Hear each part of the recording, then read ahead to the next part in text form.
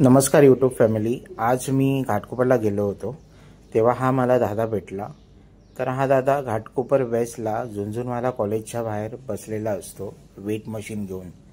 तर मी एक छोटीशी मदत माझ्यातर्फे त्याला केली आहे।